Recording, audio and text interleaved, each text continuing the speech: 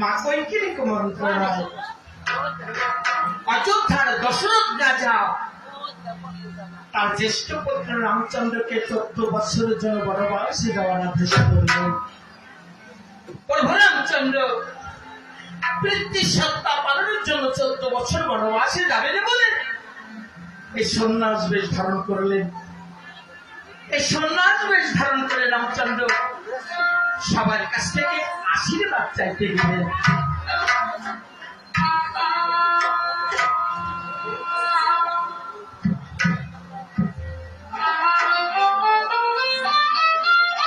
সবাই আশীর্বাদ করলেন, সবাই আশীর্বাদ করলেন। যখন রামচন্দ্র মা কৈকেয়ীর কাছে আশীর্বাদ চাইতে গেলেন, মা কৈকেয়ী আশীর্বাদ করলেন না।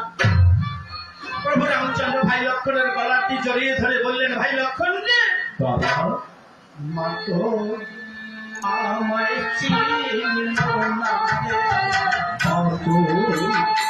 আমায় চিনল না, মা তো আমায় চিনল না, মা তো আমায় চিনল না রে, চিনলে বিদায় আমায় চিনল না রে, চিনলে আমায় চিনল না রে,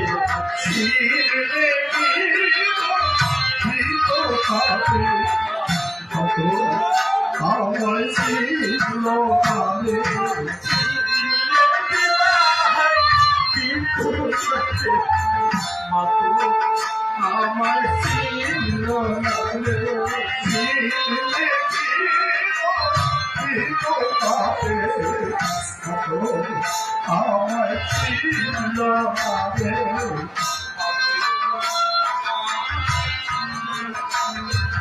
মা তো আমায় চিনল না রে, চিনলে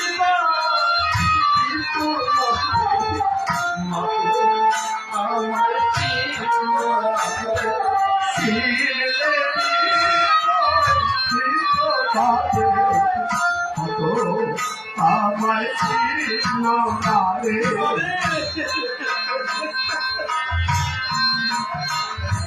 চিনলে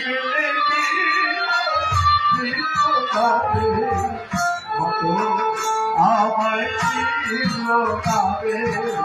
আস্তে আস্তে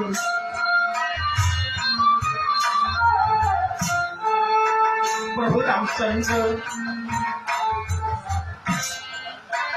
ভাই লক্ষণকে সঙ্গে করে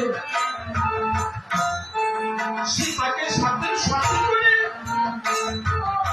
বনবাসে গমন করলেন।